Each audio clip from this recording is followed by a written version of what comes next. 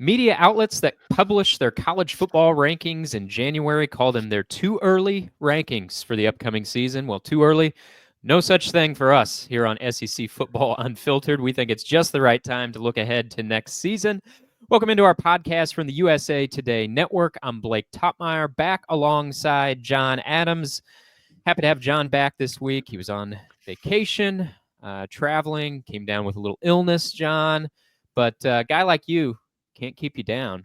Glad to have you back on the pod. Yeah, warrior has been a term often linked to me. Yeah. Yeah, that warrior mentality. Yeah, that warrior mentality. I've been sitting on these too early rankings. We had a couple guest co-hosts the last couple weeks, but wanted to save these too early rankings for when we got you back in here as we played our typical off-season game of overrated, underrated, or just right as it pertains to SEC teams in these top 25 rankings. And every media outlet's got them, of course. It's sort of January writing 101 to publish your too early rankings. But we're going to use USA Today's too early rankings. Now, full disclosure, John and I were not involved in these rankings. I'm sure we probably just got overlooked for some reason. I'm sure the powers that be will correct that next year, don't you think, John, and get our opinions on these rankings? Well, I mean, I don't want to criticize my own company. You know, I'm a company man to the hilt. Sure. But somebody needs to rethink that. If we got left out of the process, there's a flaw in the system. So hopefully that will be ironed out by next season. I'm not going to make waves. As I said, I'm a company man, but something needs to change. Okay. Sounds like maybe you are making a couple waves, but maybe a few. Yeah. Okay. Well, we get our say here on the podcast, so it kind of works out perfectly that we were not consulted in these rankings because we get the final say. So let's start at the top, John, and we're going to focus on the SEC teams here, but just to start at number one, these rankings, they were compiled by our colleagues at USA Today, Paul Meyerberg and Eric Smith, and they start off with Ohio State number one in their rankings. And, you know, Ohio State has some notable losses, including Will Howard, Quinshon Judkins, Travion Henderson in the backfield, losing a lot of talent, but a lot of talent still flows into Ohio State with the recruiting class. We know Ryan Day does a really good job of magnetizing talent, and the deep NIL collective pockets at Ohio State help with that. And so Ohio State is number one in their rankings last year or for next year. Do you before we get to the SEC teams, John, do you have any major issue with Ohio State being atop the preseason rankings for next year? Blake, I think it's harder than ever to do rankings now, preseason rankings, no matter how early or late you do them before the first game, because we just don't know how the transfer portal will go, how players will make the transition from one program to a next. I don't know how good Ohio State's next quarterback will be. He's a 5-star recruit. He may be very good. But there's I don't know. It's just harder, I think, to predict what's going to happen. So what you're left with doing is, well, we know they got plenty of money. We know they just won a national championship, and Ryan Day's won about 90% of his games. So why not put Ohio State number one, just as it used to be the inclination to put Alabama number one under Nick Saban. Recruit well every year, send a bunch of guys to the pros. One thing I've noticed, Blake, is that starters lost no longer seems to matter as much as it once did. I agree.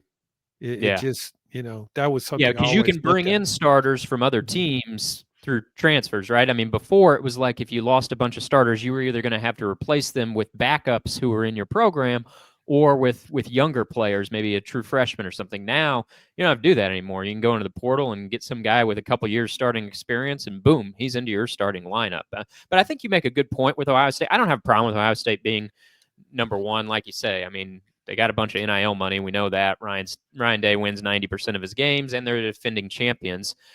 So no major issue. But you point out the quarterback situation, losing Will Howard, and Ohio State's going to have a quarterback battle. They got Julian Sayin, the former Alabama recruit who transferred after Nick Saban's retirement. Julian Sayin was in the program this year. He kind of headlines the Ohio State quarterback competition, but they also signed another blue chipper in this last recruiting class. Tavian St. Clair was a five-star recruit from in-state of Ohio. And, for all the attention that Bryce Underwood got in flipping his commitment from LSU to Michigan, Tavian St. Clair is another blue chipper who's headed to the Big Ten as well, signing with Ohio State. So they got a couple of five stars headlining their quarterback competition, but they're untested guys. But what you'll find, I think, in the top 5 or 10 of these rankings are there's going to be a lot of teams breaking in new starting quarterbacks next year. Whereas, I think this year was kind of the year of the proven starter, the returning guy.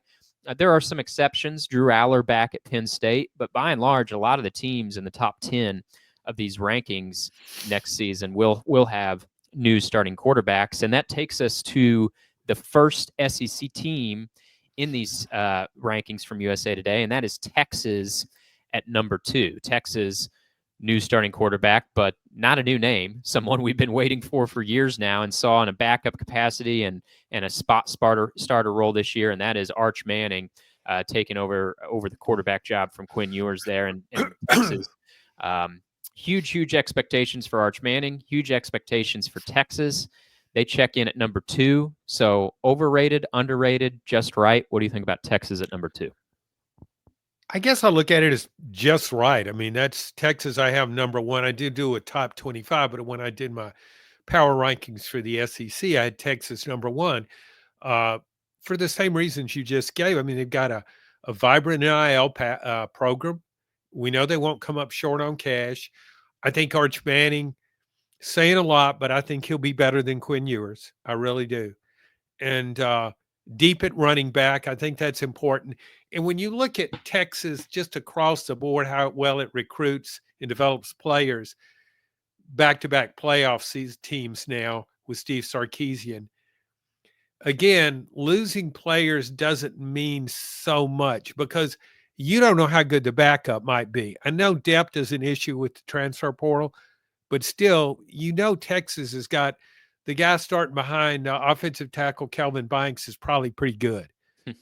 You just know that.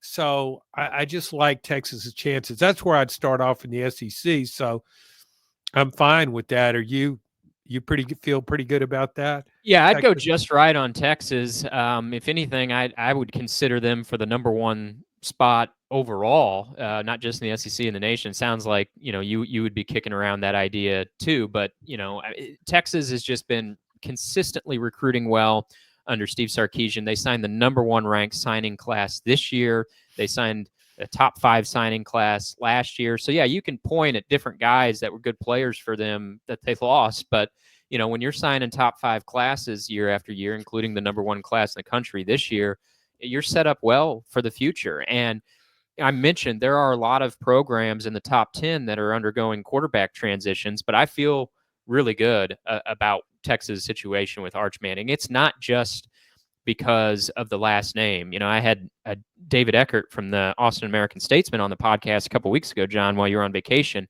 and he was raving about Arch Manning. He said, even if you just put the last name aside, which you can't really do. I mean, you can't get that out of your head, but if you try as hard as you can to just think, okay, his last name's not Manning, his last name's suddenly Smith, and you just look at the way he's played. Yeah, I know it was only a couple spot starts against inferior competition and then some relief duty, but every time we've gotten a look at Arch Manning, he looks like the real deal. And we know there's going to be talent around him. The only thing I worry about with Texas, and I don't overthink this when it comes to preseason rankings, but you look at the schedule, and it is going to be tougher next year because they open the season on the road at Ohio State.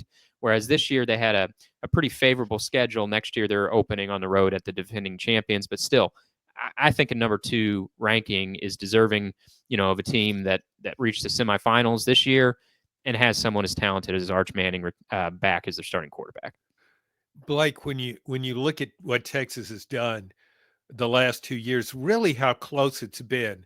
You go back to the Washington semifinal game it lost in 2000 at the end of the 2023 season. it's perched there on the goal line. A couple of fade routes go awry and can't connect on them, or that game could have turned. And then this year, you were at the game. I mean, Ohio State blew out everybody except Texas. I mean, it was, well, it didn't really blow out Notre Dame, but it was in control of that game. But Texas was right there. It was in position to win that game. And the disaster struck there on the goal line. I think so many Texas fans are going to say, man, if we would have had Arch Manning at quarterback in that situation, it might have been different. I'm not knocking Quinn Ewers, but Manning has a different skill set and he's more mobile. So anyway, so I agree. Texas has been very close. So it's not a stretch to put it up to number one. Yeah, and some of those teams that get close, you think, man, they lost the best team, best chance they might ever have. I look at Ole Miss this year, and Ole Miss isn't going to fall off a cliff, but you think, boy, what an opportunity missed with this assembly of talent this season. Whereas I look at Texas, and it's like, no, they're just going to reload and take another shot at it next year, much like Ohio State had been doing for years under Ryan Day and finally broke through. That's sort of the way I see Texas positioning themselves as they're going to have a crack at it, I think, every year with Steve Sarkisian and this NIL program humming. And at some point, I think they're going to break through. So moving on, John, next on the list, how about this one? Alabama on the heels of missing the playoff, going 9-4 in Kalen DeBoer's debut season. He has to replace starting quarterback Jalen Milroe. The quarterback competition highlighted by Ty Simpson, who's been in the program for a few years as a backup, former 5-star recruit. Also, Keelan Russell is a new signee enrolled this month as another 5-star recruit. But Alabama needs a new starting quarterback, and they are number 3 behind only Ohio State and Texas in these rankings from USA Today. So overrated, underrated, or just right on Alabama at number 3? Way overrated. I don't see that at all. Really question how the quarterback play will be. And I just can't forget last season, what happened last season. I mean, and I like Kalen DeBoer as a coach, but everything revolved around Jalen Milroe. Mm-hmm. He was the running game. He was the passing game. He was the big play guy, everything. And now he's gone and you're not going to miss a beat. You're thinking you're going to be better.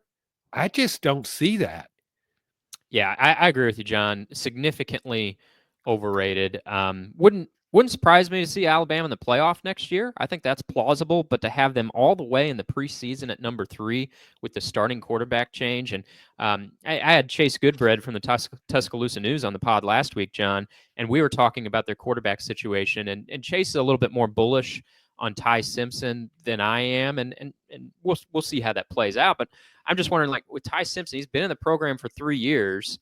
And so, I guess that's great. He's familiar with his surroundings, but I just start in this day and age of, transfer opportunities for talented quarterbacks. Maybe it's unfair, but I just start to wonder about a guy who's, been somewhere for 3 years and hasn't become the starter. And the one time we did see him get a start in 2023 at South Florida, it didn't go particularly well. Now, this is a different coaching staff with Kalen DeBoer. I mean, a whole new staff than what he had with Nick Saban there the last time he got a start for Alabama. But still, I guess I'm saying wouldn't totally surprise me if he plays well. But I think it's far from a slam dunk that that Ty Simpson just strolls right in there and is an ace quarterback. I think it's much more in doubt that he becomes a star at Alabama than, say, Arch Manning at Texas, because we've seen more of Arch, and we've seen Arch play better, quite frankly, than we've seen from Ty Simpson to this point in his career. Yeah, I follow your line of thinking there, Blake, a guy that's been around the program for a while, and he's never been the number one guy. And I know it was just one game, the South Florida game. But when I see a young quarterback and you think of a possible future starter, when they come into these games and they have a few token minutes or they play at the end, I expect to see something. I think they're really maybe a glimpse, a preview of what they could become. And I haven't nothing has stood out to me when I watch Ty Simpson. I don't say, man, what an arm, or boy, that guy's elusive, or gosh, he's so accurate. There's nothing that's really stood out. Doesn't mean he can't succeed, but I don't know. I'm not real confident about Alabama's quarterback situation at Yeah, I all. tend to agree with you, John. Like if this was like back in the Greg McElroy days where you just had a super squad around him, I Sure. think you'd probably win a national championship with Ty Simpson at quarterback, or insert, any other number of potential guys around the country. But I don't know that I don't think Alabama is positioned like that, where you can insert a Greg McElroy type of guy and say, hey, they're going to be the third best team in the country all of a sudden. So I like you. I think Alabama is overrated here at number 3. And although we are deferring to our USA Today rankings here, most other media outlets have Alabama ranked lower in their top 25. So who knows? USA Today a little more bullish on Alabama than you and I are personally, John, than a lot of other media outlets are as well. Next up on the list, Georgia, preseason number 5. And so it's Ohio State 1, Texas 2, Alabama 3, Penn State with so much returning is number 4. Georgia, they got a quarterback change, checking in at number 5. Gunnar Stockton takes the reins, or at least he's the headliner, first in line to get the job after he started in the playoff game with Carson Beck out injured. Now Carson Beck has transferred to Miami, and so it's Gunnar Stockton's show. I thought we should have seen more of Gunnar Stockton this season. He was a little bit up and down in that playoff game. The loss to Notre Dame, it wasn't, the offense was pretty bleak at times. That wasn't all his fault. Georgia needed more weapons in the receiving core this year. And to Kirby Smart's credit, he's tried to attack that in the transfer portal, adding wide receiver Noah Thomas from Texas A&M, adding another wide receiver, Zachariah Branch from USC. But I think there's fair to have some question marks here with a new quarterback at Georgia and some of the inconsistencies we saw this season from them. So they're at number 5. What do you think? Overrated, underrated, just right?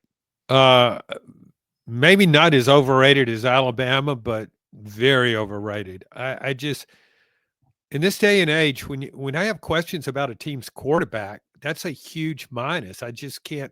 It's hard to get past that. Gunnar Stockton. One thing I noticed about him, and I know he was a highly recruited player. He's got a lot of moxie. Came through against Texas in the second half of the SEC championship game, but he looked really small to me in that playoff. I mean, I just thought he was a bigger guy than that, and I know he's a runner, but when he ran, he couldn't get away from people sometimes.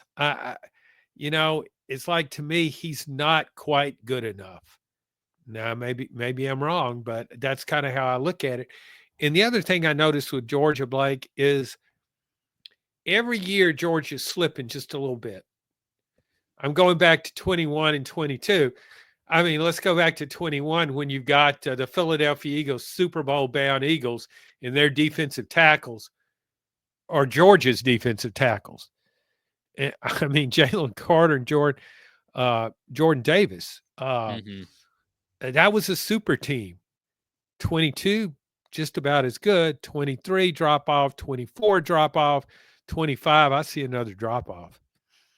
Yeah, I think I share your thinking here, John. I think Georgia's a little overrated, maybe not as much as Alabama at number 3, but and it's not just Gunnar Stockton either. Like Georgia's offensive line, particularly, if it's not going to have Carson Beck's arm, like they got to be able to lean on the ground game, on the offensive line, on Gunnar Stockton's legs.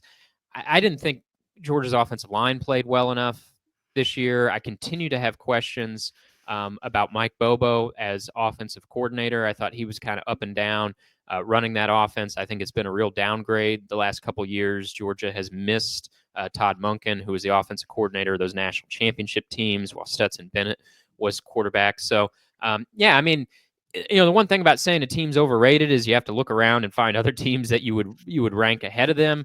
But I do see a couple teams that I'd probably have a little higher in the pecking order, whether that be Notre Dame or I know it's been kind of in vogue to kick on Clemson and to needle Dabo, John, but Clemson's got a ton of guys that were freshmen and sophomores this year returning next year, and they got Cade Klubnik back as a proven veteran quarterback.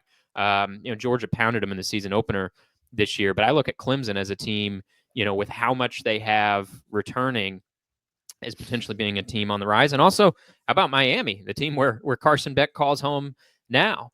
So again, to say a team's overrated, I think you got to look at a few other options, and I do see a few other options there that I might have a little higher on the list. And so I would have Georgia certainly inside my top 10, but I think at number 5 is overrated. Here's a team that's maybe been a little overrated last couple seasons, John. LSU, with Garrett Nussmeier coming back, and Brian Kelly has sort of changed his tune on the transfer portal this offseason. He used to say that he wanted to use transfers as a way to top up the tank. Well, maybe Brian Kelly realized that was the wrong approach, because LSU needed personnel upgrades. That became obvious this season, and they've gone much harder in the transfer portal this offseason. That includes Patrick Payton, the defensive lineman from Florida State, among the defensive additions that LSU made in trying to overhaul that unit. A couple of wide receivers, Barian Brown from Kentucky, Nick Anderson from Oklahoma. You got Garrett Nussmeier back at quarterback. You got Caden Durham back as running back, and a lot of hype right now in the preseason. I guess we're more off-season than preseason, but early off-season, a lot of hype around Brian Kelly's fourth season, and all the way up at number 6 in these preseason rankings, John. So overrated, underrated, just right. LSU, led by Garrett Nussmeier, number 6. I guess maybe I'm higher on LSU than most people are because of the work they've done in the portal. But I see LSU maybe a little underrated. I mean, I kind of see it as a top 4 team. I have LSU ahead of Alabama and Georgia. So since we're within an SEC context talking about rankings, yeah, I would much favor LSU over those teams. I love what Brian Kelly's done. You look at the portal, you got a good program, you recruit well, and I can see where you would have his mindset initially. Well, we gotta fill needs in the portal. But I really believe the more I follow this with transfer portal, you got to look at it as, can I get better at this position, in that position, in this other position? If you can do it, then you make that move. I just think you try to improve yourself across the board, not just fill needs. And LSU seemingly has done that, improved itself across the board. I know it's got a lot of work to do in the offensive line, but everywhere else, I see this team as better. And in LSU, to me, Blake, the idea you got a guy that can really fling it in Nussmeier. LSU always seems to have quality wide receivers, and then you go out and bring in 2 more guys, big play type guys, in Barian Brown and Nick Anderson. Mm-hmm. I mean, this offense, I think it might not can match because of Jaden Daniels of a couple of years ago. But to me, this could be like a 40-point per game offense. Yeah, we mentioned the 2 transfer wide receivers coming in, Nick Anderson and Barian Brown from other SEC schools. And also they bring Aaron Anderson back, who started his career at Alabama and then has blossomed at LSU. He was their leading receiver this past season. So he's back, and you add those 2 transfers in. Freshman running back Caden Durham, got better as the season went along and became their premier back. He's back. And, it became a situation, John, where it was very popular to sort of rag on Brian Kelly this season, and he deserves some criticism in year 3, I thought. And then with Marcus Freeman, his heir at Notre Dame, taking the Irish to the national championship, it became even more the thing to do to knock on Brian Kelly. And I get it. That's what he signed up for, coaching LSU. At some point, he's going to be expected to contend for national championships there. That's what he's getting paid for. That's what that program's expectations are. However, this falls for me under the classic 2 things can be true at once. Like, Notre Dame might be better off right now with Marcus Freeman than if Brian Kelly were still there, and also Brian Kelly could be a smashing success at LSU. I mean, it's not like the guy's been a total bust at LSU so far. He's won 29 games in 3 seasons. That can't be the long-term pinnacle, but he's not had an awful season yet. He's won 10 games, and 9 games. Never won fewer than 9 games yet at LSU, and I think he's setting up for his best roster yet. We can look back at what they had on offense a couple years ago. That was his best offense, but they weren't there defensively yet. And I mentioned Patrick Payton as a defensive lineman coming in from Florida State, but also they added Jack Pyburn, one of the best defensive linemen from Florida, and several other guys, in the defense. You look at the secondary, they added a couple DBs, which they very much needed. They could still probably use a safety or two in the portal, but I just think up and down, this was a necessary and effective pivot from Brian Kelly to get more involved in transfers, had to do it.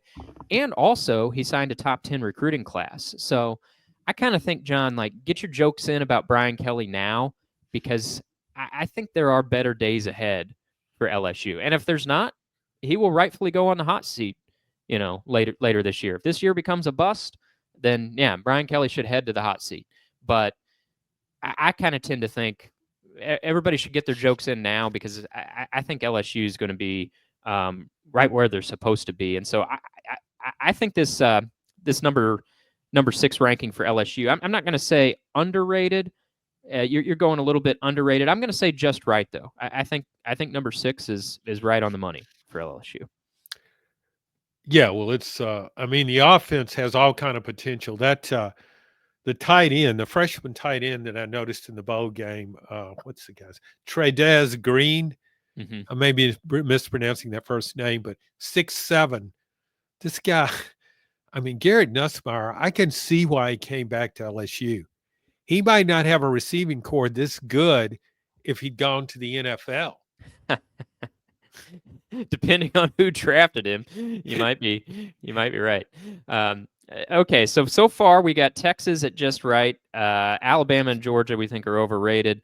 LSU, you'd have a spot or two higher up the list. I think they're about right at number 6. The 5th SEC team in these USA Today rankings, it's also in the top 10. That's 5 SEC teams in the top 10, and it is Tennessee at number 9 in these rankings from USA Today. Nico Iamaleava back in his second year as Tennessee's starting quarterback, but around him, Tennessee lost a lot, John. As you know, as the columnist for the Knoxville News Sentinel program you cover most closely, Tennessee lost the majority of their starting offensive line.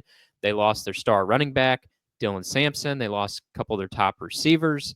They lost their top defensive lineman and James Pierce.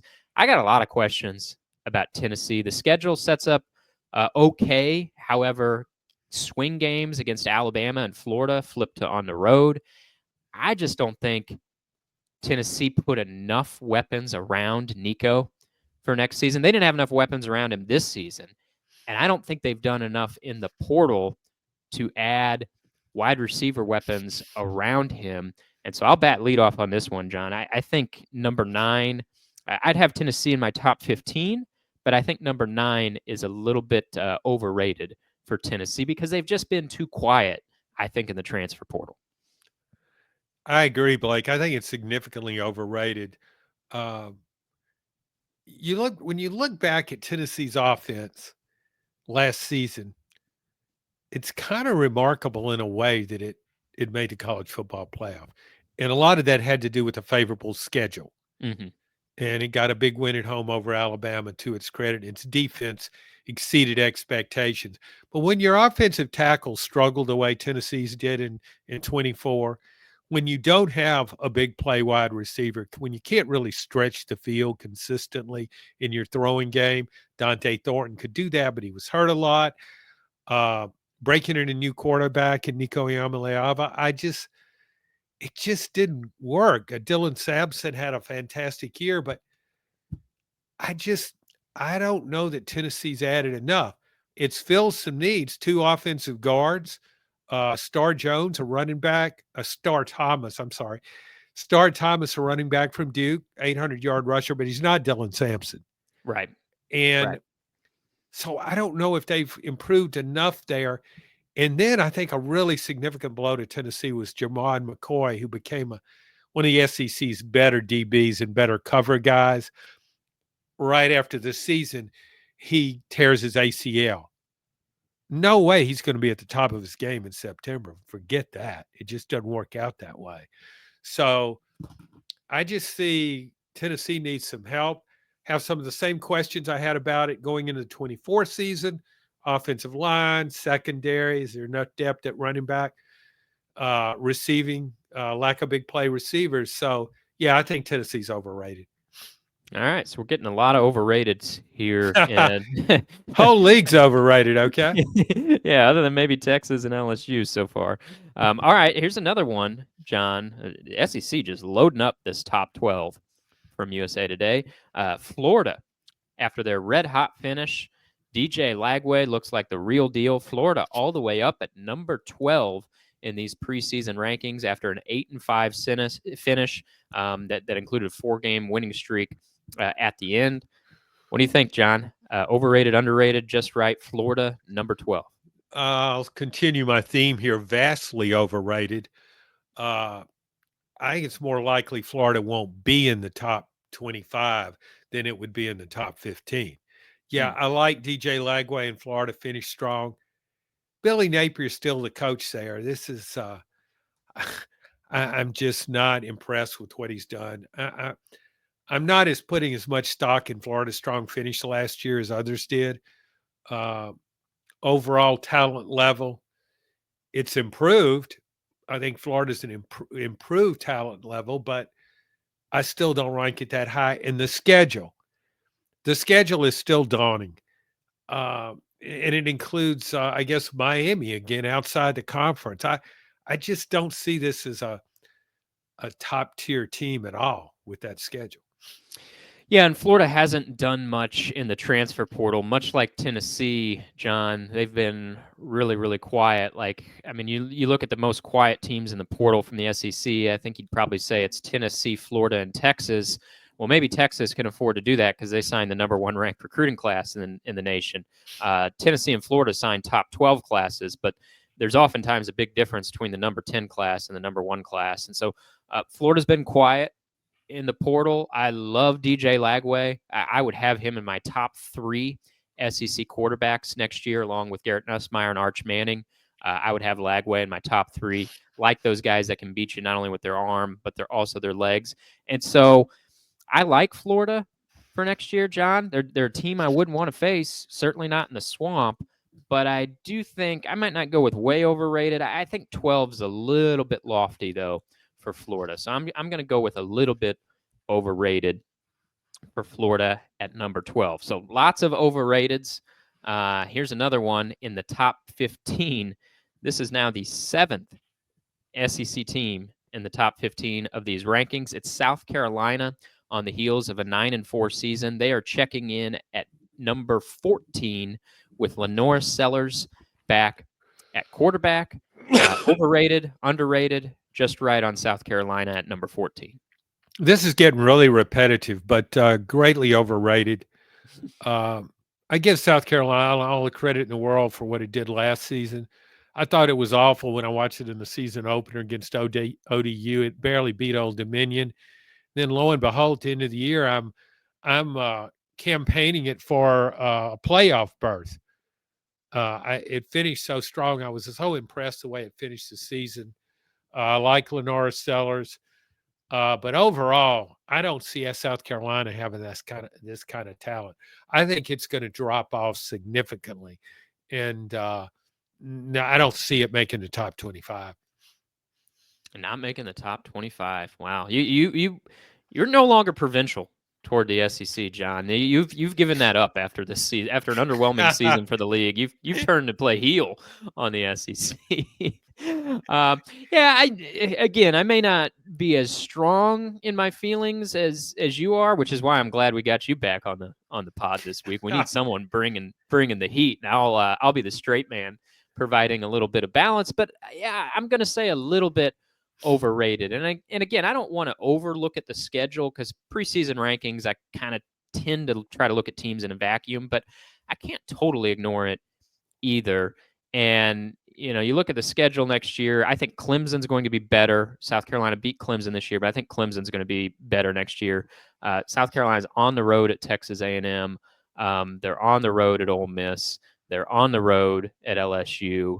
They host Alabama, but that's still going to be a tough game. And so, they're on the road at Missouri. Like it's set up as a pretty tough schedule at South Carolina.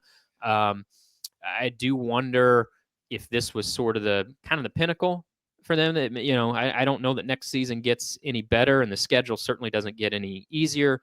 So I'm going to say a little bit overrated on South Carolina. So yet again, we kind of got a theme here that by and large we think the SEC's a little bit overrated in the vast majority of these rankings.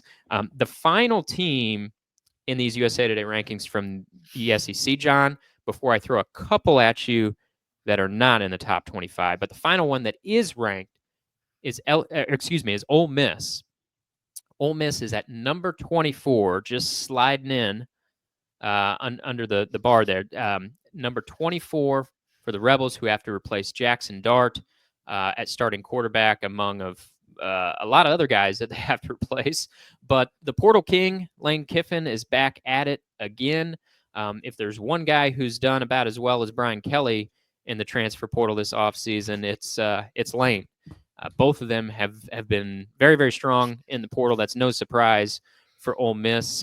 It's not just the quality, but the quantity of the guys that are headed in to Ole Miss. That includes Harrison Wallace, wide receiver from Penn State. I mean, really, there's almost too many to mention. Deuce Alexander, wide receiver from Wake Forest, was inbound. There's a wide receiver from Oklahoma State. I mean, just up and down. So many guys that Kiffin is hoping, I think, will be plug and play type of guys, and he needs a lot of them because they are losing a lot. But the haul includes a couple of defensive linemen that I think they're hoping will be plug and play as well. A lot to replace, a lot coming in. That's sort of the theme now for Ole Miss. Not as much hype as last season, not by a long shot, but they're in here at number 24. So overrated, underrated, just right at Ole Miss. I'll go underrated here. I think Ole Miss could be a lot better than this. I'm really impressed now that Lane Kiffin. Everybody always talks about where Lane Kiffin's going next. This will be his sixth team at Ole Miss. Who's ahead of him? Kirby Smart at Georgia.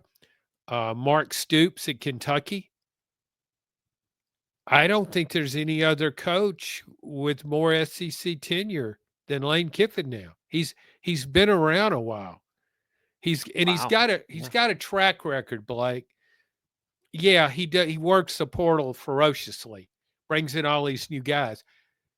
But it's become the routine. It's not an exception, it's the norm. So I expect Ole Miss to fare well with the same process. I don't think it has the star power that it had in last year's portal class, but I think it's filled a bunch of needs. I think the passing game could still be dynamic. We were talking earlier about quarterbacks and Ty Simpson. Mm-hmm. When you see a quarterback in spot duty, a backup in a limited amount of time, you look for something. Did you see some spark? Well, I saw that with Austin Simmons, Ole Miss's quarterback, when he came in against was Georgia, wasn't it? When he it came was Georgia. in? He looked fantastic. He looked like he'd been the starter all year. Yeah. Very mobile guy, threw the ball accurate, looked very composed, and Lane Kiffin has a really nice track record with quarterbacks.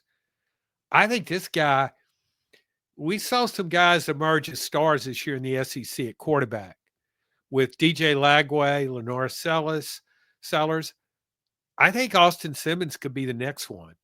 I just really liked, just again, a brief look, but I think Ole Miss will be really good again, and I think the schedule is manageable. So I'll go with underrated there. I think they're underrated, John. I think Ole Miss is a playoff sleeper for next season. This was the year they were supposed to make the playoff. This was the team, and I don't know that the roster is as good as it was this year. But I think there's something to be said for not having sort of the weight of the world on your shoulders, which is what they had this season. So much hype, so much expectation. A lot of people were looking at them as a top, not only a playoff team, but a top 5 team in the preseason.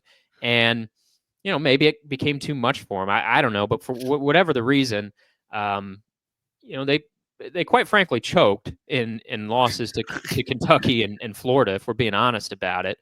They had the signature win against Georgia, but they had a couple of choke jobs in there too.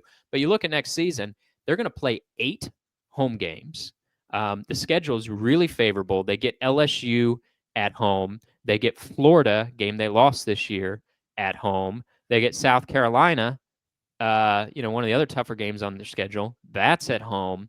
They have to go on the road to Georgia, team they beat this season, but I think they can make the playoff while losing to Georgia, John. And I think they have enough there, if they can blend it all together.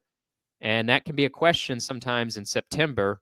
Are you going to get this to blend quickly enough when you have that many transfers? But, the first 4 weeks of the season are Georgia State, Kentucky, Arkansas, and Tulane. Like, that's a pretty good opening stretch there when you're trying to blend a new starting quarterback and so many transfers. So I think Ole Miss is underrated. I think they're a team that was being overhyped last season. I think the reverse is true now, kind of an overcorrection this year, because I agree with you. I like Austin Simmons, maybe not as much as Jackson Dart because he's not quite as proven, but I think the potential is there. We've seen it. So I think Ole Miss is underrated. Quickly, John, I'm going to throw 3 at you. Just take them as a group. 3 teams that were not ranked in this top 25 by USA Today, but were ranked in other publications somewhere toward the bottom of the top 25 in a couple publications. And these 3 teams were Texas A&M, Auburn, and Missouri. They are not in the top 25 from USA Today. Would you have any or all of those 3 in your top 25? And that is leaving out 5 teams from the conversation, John, but fair to say that you would not have Oklahoma, Vanderbilt, Arkansas, Kentucky, or Mississippi State in your top 25? That's fair, but some people have put Oklahoma in their top 25. Right. That was No, the one I was wondering about. That's why I put no, I don't have. I do think John Mateer, if I'm pronouncing his name correctly, quarterback, the Washington State transfer, is going to have a huge impact on that offense. Maybe he can do for Oklahoma what Cam Ward did for Miami. Okay, so you would consider Oklahoma, but not have them in the top 25. How about these other 3, Texas A&M, Auburn, or Missouri? Would you have any or all? Which ones of those would you have in your top 25? I rank Texas A&M 3rd in the SEC. Ooh, you were high on Marcel Reed, or maybe you're just high on those running backs. No, I'm high on those running backs. I think A&M is pretty good in the line on both sides of the ball. And if you can run the ball like A&M has the potential to run it, you need a running quarterback too. So Marcel Reed, he's not one of the elite SEC quarterbacks. Uneven play. He's had his moments. But I like A&M's quarterback situation now a little better than I did with Connor Wigman at quarterback last year. He's transferred, I guess. And this is a recurring problem of mine where I keep ranking Texas A&M better than it is. Yeah, you got Stockholm syndrome with the Aggies. Yeah, I believe. I won't convince me otherwise. No, this time. No, I thought it was last year and the year before, and then a few years before that. But no, this time, it's really better. You just don't want it to actually happen once, and then that's the time you're sitting on the sidelines. Yeah. It's like, you're sticking with them until they finally live up to your expectations. How about Auburn or Missouri, John? Would you have either of them in your top 25? Yes, I would have Auburn in my top 25. I think it's going to be the most improved team in the SEC, maybe. I like Auburn more than I like Alabama. Whoa. Yeah, you're putting a lot of stock in Jackson Arnold, the Oklahoma transfer, getting kind of a fresh start at Auburn, maybe finding the wide receivers and offensive line a little better to his liking than they were at Oklahoma. I've picked up on that from you, right? You're pretty bullish on what Jackson Arnold can do for Auburn. Yeah, I really am. And Go back and look at last year's Auburn team. I mean, it just kind of threw away some games. I thought it was should have done much better than it did, and I love its receiving core.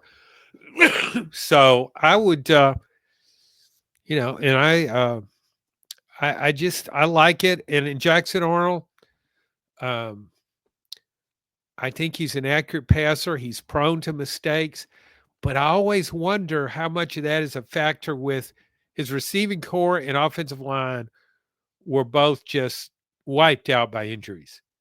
All right, I'm not as high as you are on Texas A&M or Auburn, John, but I would have both in my top 25. So we are in agreement on that. We were in lockstep on a lot of these overrated, underrateds, but plenty more to discuss in terms of preseason projections as the weeks unfold. We're glad to have John.